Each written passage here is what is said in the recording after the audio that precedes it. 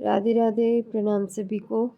वसुदेव सुतं देवं कंसचाणूरमर्दनं देवकी परमानंदम कृष्णं वंदे जगद्गुरुं। श्री कृष्णं वंदे जगद्गुरुं। कल के वीडियो में श्लोक संख्या 26 तक की चर्चा हो गई थी। आज आगे 27वां श्लोक। स्पर्शान् कृत्वा बहिर्बाह्याश्चक्षुश्चैवान्तरे भ्रुवो प्राणापानौ समो कृत्वा नासाभ्यन्तरचारिणौ यतेन्द्रियमनोबुद्धिर्मुनिर्मोक्षपरायणा विगतेच्छाभयक्रोधो यः सदा मुक्त एव सः। अब आगे के 2 श्लोकों में भगवान यह बताते हैं कि जिस तत्व को ज्ञान योगी और कर्म योगी प्राप्त करता है उसी तत्व को ध्यान योगी भी प्राप्त कर सकता है। श्लोकों का अर्थ। बाहर के पदार्थों को बाहर ही छोड़कर और नेत्रों की दृष्टि को भौहों के बीच में स्थित करके तथा नासिका में विचरने वाले प्राण और अपान वायु को सम करके जिसकी इंद्रियां, मन और बुद्धि अपने वश में है, जो केवल मोक्षपरायण है तथा जो इच्छा, भय और क्रोध से सर्वथा रहित है, वह मुनि सदा मुक्त ही है। व्याख्या। स्पर्शान् कृत्वा बहिर्बाह्यान्। परमात्मा के सिवाय सब पदार्थ बाह्य हैं। बाह्य पदार्थों को बाहर ही छोड़ देने का तात्पर्य है कि मन से बाह्य विषयों का चिंतन न करे। बाह्य पदार्थों के संबंध का त्याग कर्म योग में सेवा के द्वारा और ज्ञान योग में विवेक के द्वारा किया जाता है। यहाँ भगवान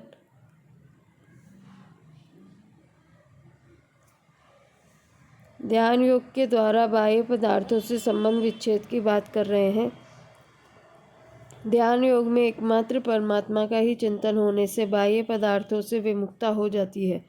वास्तव में बाह्य पदार्थ बाधक नहीं है, बाधक है इनसे राग पूर्वक माना हुआ अपना संबंध। इस माने हुए संबंध का त्याग करने में ही उपयुक्त पदों का तात्पर्य है। चक्षुश्चैवान्तरे भ्रुवो। यहाँ भ्रुवो अंतरे पदों से दृष्टि को दोनों भौहों के बीच में रखना अथवा दृष्टि को नासिका के अग्रभाग पर रखना, ये दोनों ही अर्थ लिए जा सकते हैं। ध्यान काल में नेत्रों को सर्वथा बंद रखने से लय दोष अथवा निद्रा आने की संभावना रहती है और नेत्रों को सर्वथा खुला रखने से विक्षेप दोष आने की संभावना रहती है। इन दोनों प्रकार के दोषों को दूर करने के लिए आधे मूंदे हुए नेत्रों की दृष्टि को दोनों भौहों तक के बीच स्थापित करने के लिए कहा गया है। प्राणापानो समो कृत्वा नासाभ्यन्तरचारिणो। नासिका से बाहर निकलने वाली वायु को प्राण और नासिका के भीतर जाने वाली वायु को अपान कहते हैं। प्राण वायु की गति दीर्घ और अपान वायु की गति लघु होती है। इन दोनों को सम करने के लिए पहले बाईं नासिका से अपान वायु को भीतर ले जाकर दाईं नासिका से प्राण वायु को बाहर निकाले, फिर दाईं नासिका से अपान वायु को भीतर ले जाकर बाईं नासिका से प्राण वायु को बाहर निकाले। इन सब क्रियाओं में बराबर समय लगना चाहिए। इस प्रकार लगातार अभ्यास करते रहने से प्राण और अपान वायु की गति सम, शांत और सूक्ष्म हो जाती है। जब नासिका के बाहर और भीतर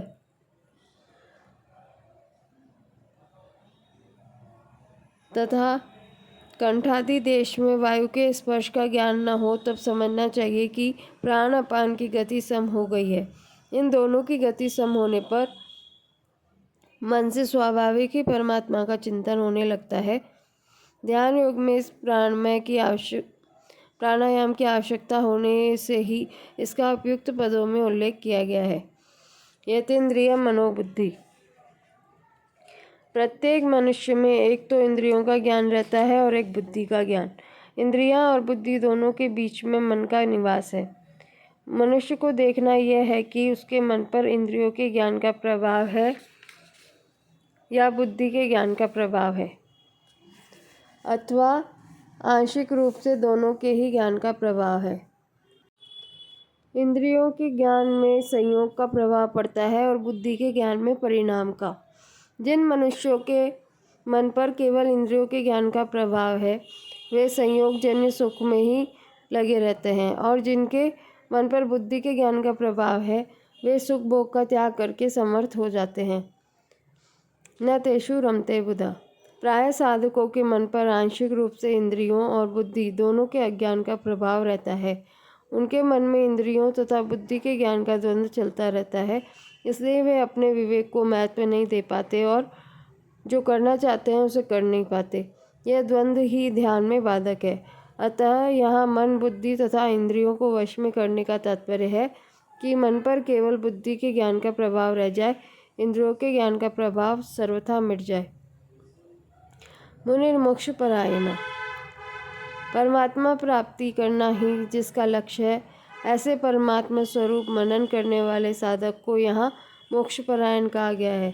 परमात्मा तत्व सब देश काल आदि में परिपूर्ण होने के कारण सदा सर्वदा सबको प्राप्त ही है, परंतु दृढ़ उद्देश्य न होने के कारण ऐसे नित्य प्राप्त तत्व की अनुभूति में देरी हो रही है। यदि एक दृढ़ उद्देश्य बन जाए तो तत्व की अनुभूति में देरी का काम नहीं है। वास्तव में उद्देश्य पहले से ही बना बनाया है, क्योंकि परमात्मा प्राप्ति के लिए ही यह मनुष्य शरीर मिला है। केवल इस उद्देश्य को पहचानना है।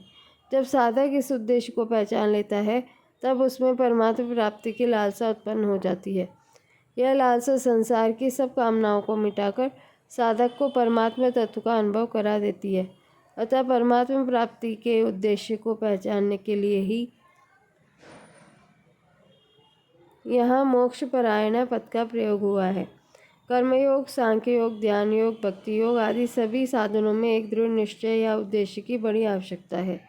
अगर अपने कल्याण का उद्देश्य ही दृढ़ नहीं होगा तो साधन से सिद्धि कैसे होगी। इसलिए यहाँ मोक्ष परायण पद से ध्यान योग में दृढ़ निश्चय की आवश्यकता बताई गई है। विगत इच्छा भय क्रोधो यह। अपनी इच्छा की पूर्ति में बाधा देने वाले प्राणी को अपने से सबल मानने पर उससे भय होता है और निर्बल मानने से उस पर क्रोध आता है।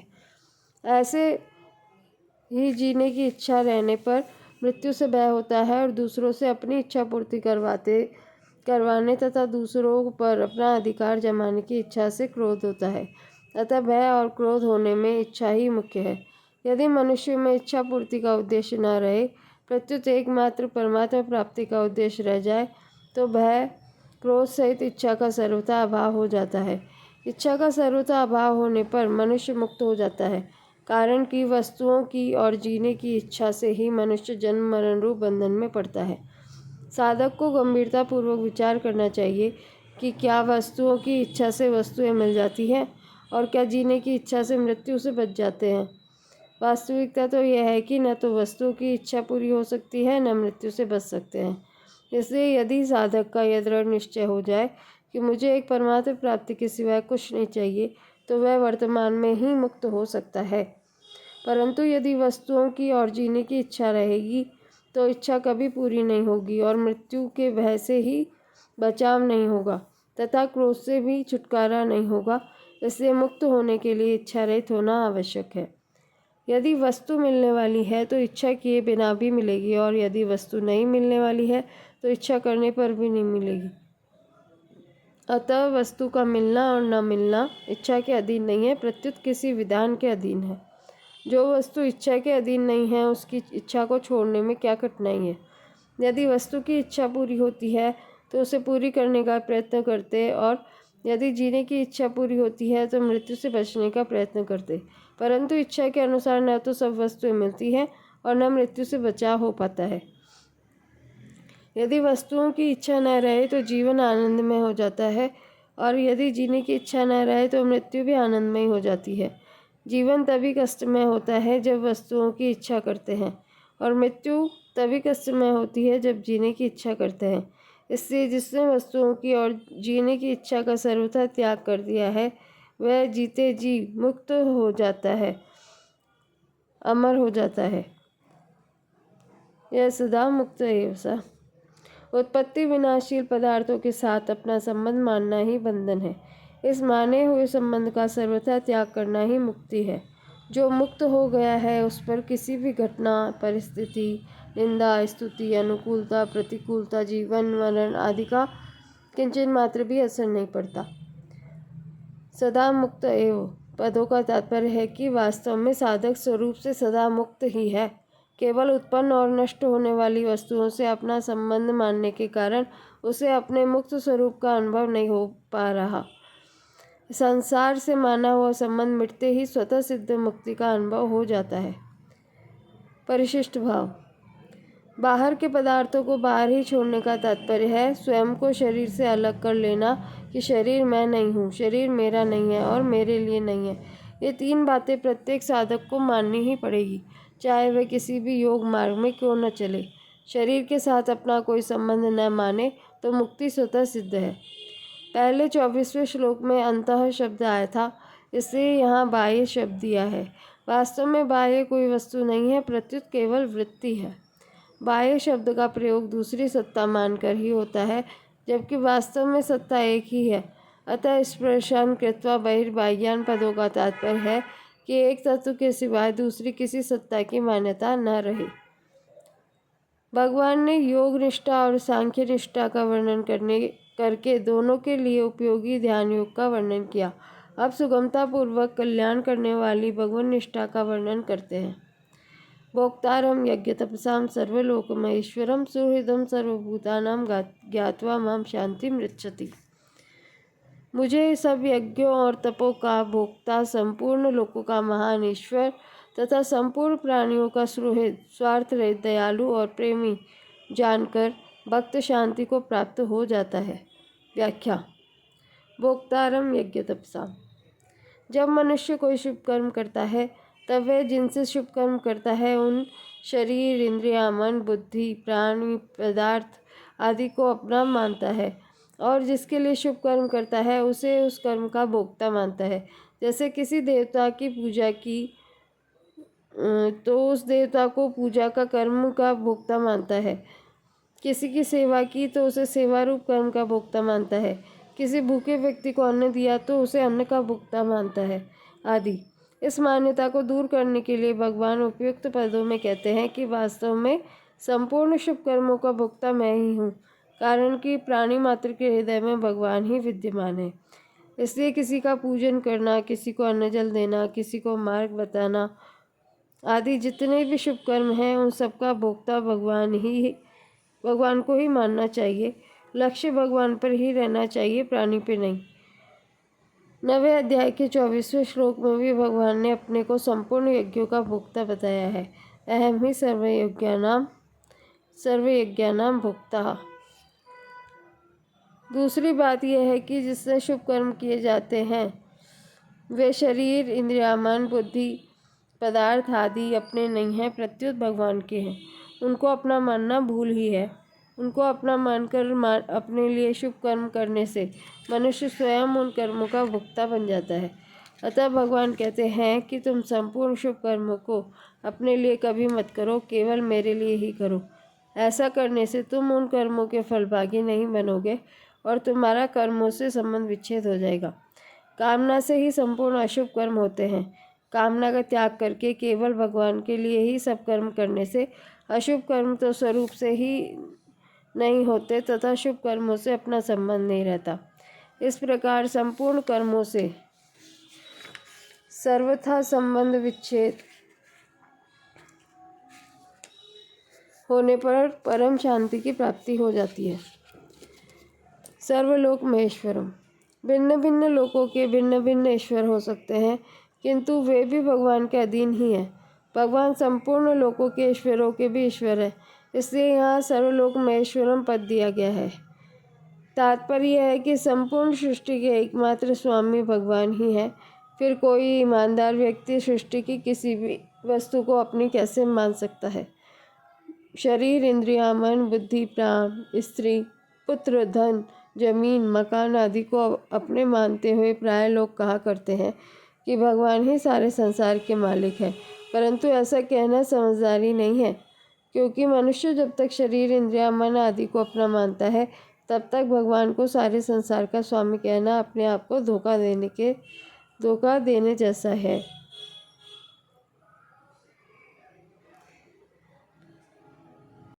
कारण कि यदि सभी लोग शरीर आदि पदार्थों को अपने अपने ही मानते रहे तो बाकी क्या रहा जिसके स्वामी भगवान कहलाए, अर्थात भगवान के हिस्से में कुछ नहीं बचा। इसलिए सब कुछ भगवान का है, ऐसा वही कह सकता है जो शरीर आदि किसी भी पदार्थ को अपना नहीं मानता। जो किसी भी वस्तु को अपनी नहीं मानता वह वास्तव में भगवान को यथार्थ रूप से सर्वलोक महेश्वर मानता ही नहीं। वह जितनी वस्तुओं को अपनी मानता है उतने अंश में भगवान को सर्वलोक महेश्वर मानने में कमी रहती है। मनुष्य को शरीर आदि पदार्थों का सदुपयोग करने का ही अधिकार है, अपने मानने का बिल्कुल नहीं। इन पदार्थों को अपने न मानकर केवल भगवान के ही मानते हुए उन्हीं की सेवा में लगा देने से परम शांति की प्राप्ति हो जाती है। सुहृदम सर्वभूतानां ज्ञात्वा माम शांतिम गच्छति। जो संपूर्ण लोकों के ईश्वरों के भी ईश्वर हैं, वे बिना कारण स्वाभाविक ही प्राणी मात्र का हित करने वाले, प्राणी मात्र की रक्षा करने वाले और प्राणी मात्र से प्रेम करने वाले हैं। और ऐसा हितैषी, रक्षक और प्रेमी दूसरा कोई हो ही नहीं सकता, कोई है ही नहीं। इस प्रकार जान लेने से परम शांति प्राप्त हो जाती है, क्योंकि वह वास्तव में ऐसे ही है। महान शक्तिशाली भगवान बिना किसी प्रयोजन के हमारे परम सुहृद है, फिर भय, चिंता, उद्वेग, अशांति आदि कैसे हो सकती है। जीव मात्र का बिना कारण हित करने वाले दो ही हैं, भगवान और उनके भक्त। भगवान को किसी से कुछ भी पाना है ही नहीं, नानवाप्तम अवाप्तव्यम। इसलिए वे स्वाभाविक ही सबके सुहृद हैं। भक्त भी अपने लिए किसी से कुछ भी नहीं चाहता और सबका हित चाहता है तथा हित करता है, इसलिए वह भी सबका सुहृद होता है। सुहृदा सर्वदेहिनाम। भक्तों में जो सुहृदता होती है वह भी मूलतः भगवान से ही आई है। भगवान संपूर्ण यज्ञों और तपों के भोक्ता हैं, संपूर्ण लोकों के महान ईश्वर हैं और हमारे परम सुहृद हैं। इन तीनों बातों से अलग एक भी बात दृढ़ता से मान ले तो भगवत प्राप्ति रूप परम शांति की प्राप्ति हो जाती है। फिर तीनों ही बातें मान ले तो कहना ही क्या। अपने लिए कुछ भी चाहना, किसी की वस्तु को अपनी मानना और भगवान को अपना न मानना, ये तीनों बातें भगवत प्राप्ति में मुख्य बाधक हैं। भगवान भोक्तारम यज्ञ तपसाम पदों से कहते हैं कि अपने लिए कुछ भी न चाहे और कुछ भी न करे, सर्वलोक महेश्वरम। इस पद से कहते हैं कि अपना कुछ भी न माने और सुख की इच्छा का और वस्तु व्यक्तियों के आधिपत्य का त्याग कर दे। तथा सुहृदम सर्वभूतानां पदों से कहते हैं कि केवल मेरे को ही अपना माने, अन्य किसी वस्तु व्यक्ति आदि को अपना न माने। इन तीनों में से एक भी बात मान ली जाए तो शेष बातें स्वतः आ जाती है और भगवत प्राप्ति हो जाती है। अपने लिए सुख की इच्छा का त्याग तभी होता है जब मनुष्य किसी भी प्राणी पदार्थ को अपना न माने। जब तक किसी भी पदार्थ को अपना मानता है तब तक वह बदले में सुख चाहेगा ही। सुख की इच्छा के त्याग से ममता का त्याग और ममता के त्याग से सुख की इच्छा का त्याग होता है। जब सब वस्तु व्यक्तियों में ममता का त्याग हो जाता है तब एकमात्र भगवान ही अपने रह जाते हैं। जो किसी को भी अपना मानता है वह वास्तव में भगवान को सर्वथा अपना नहीं मानता, कहने को चाहे कहता रहे कि भगवान मेरे हैं। माने हुए संबंध का अभाव होने से भगवान से अपनी सच्ची आत्मीयता जागृत हो जाती है। तात्पर्य यह निकला कि चाहे सुख की इच्छा का त्याग हो जाए, चाहे ममता का अभाव हो जाए, चाहे भगवान में सच्ची आत्मीयता हो जाए, इसके होते ही परम शांति का अनुभव हो जाएगा। कारण कि एक भी भाव दृढ़ होने पर अन्य भाव भी साथ में आ ही जाते हैं। एक तो कर्म करना चाहिए और दूसरा कर्म करने की विद्या आनी चाहिए। जब मनुष्य कर्म तो करता है पर कर्म करने की विद्या नहीं जानता, अथवा कर्म करने की विद्या तो जानता है पर कर्म नहीं करता, तब उसके द्वारा सुचारू रूप से कर्म नहीं होते। इसलिए भगवान ने तीसरे अध्याय में कर्म करने पर विशेष जोर दिया है, पर साथ में कर्मों को जानने की बात भी कही है और चौथे अध्याय में कर्मों का तत्व जानने पर विशेष जोर दिया गया है और साथ में कर्म करने की बात भी कही गई है। पांचवें अध्याय में यद्यपि कर्मयोग और सांख्य योग दोनों के द्वारा कल्याण होने की बात आई है, तथापि भगवान ने सांख्य योग की अपेक्षा कर्मयोग को श्रेष्ठ बताया है।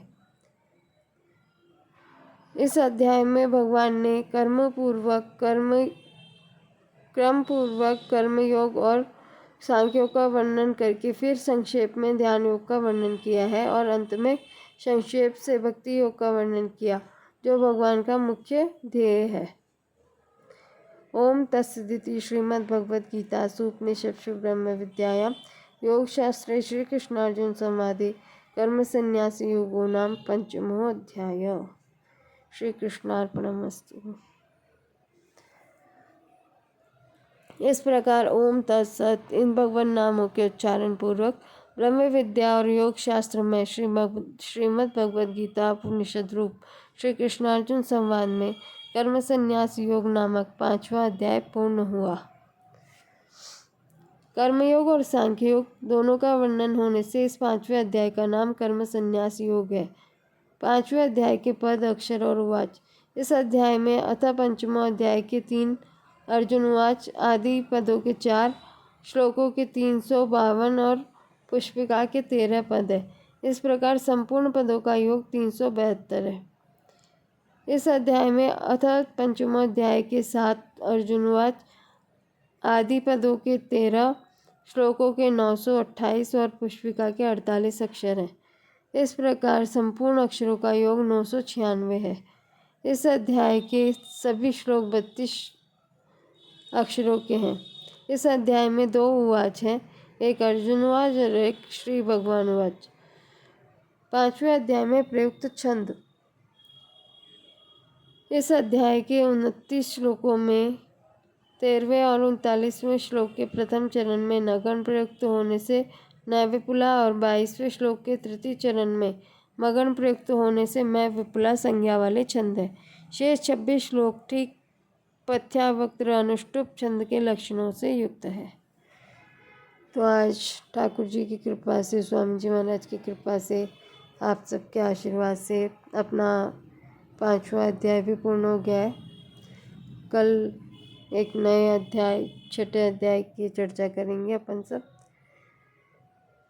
और बार बार यही कहना है मेरा शुरू से अब तक कि ज़्यादा से ज़्यादा संख्या में सत्संगियों भाई बंधुओं को जोड़ें, अपने परिवारजनों को जोड़ें। एक बार गीता जीवन में पढ़ नहीं पा रहे हैं संस्कृत तो कम से कम बैठे बैठे सुन तो सकते हैं, ये तो कर सकते हैं ना आप लोग। क्वेश्चंस के भी जो मैं पहले क्वेश्चन डाला करती थी उनके भी आंसर कोई देता नहीं था, तो फिर हार तक के मुझे उसको रोकना पड़ा बीच में। लेकिन फिर भी जहाँ जहाँ जिस अध्याय में जो क्वेश्चन बनेंगे वो तो डालने ही है। आप लोग उत्तर दे तो अच्छी बात है। सत्संग सुनने में किसी की कोई हानि है नहीं, लाभ ही लाभ है। इसलिए ज़्यादा से ज़्यादा संख्या में जुड़ें और जोड़ें और ये अनवरत चलता रहे। ठाकुर जी से ऐसी प्रार्थना है, साधक संजीवनी पूरी हो जाए शीघ्र से शीघ्र। बीच में कहीं कोई बाधा नहीं आए, रुके नहीं ये कार्य, बस यही मेरी प्रार्थना है स्वामी जी महाराज के चरणों में और ठाकुर जी के चरणों में। और आप सब है ही मेरा हौसला बढ़ाने के लिए, उसके लिए बहुत बहुत धन्यवाद। चलिए तो अब कल नए अध्याय 6ठे अध्याय के साथ मिलते हैं। तब तक के लिए राधे राधे, प्रणाम।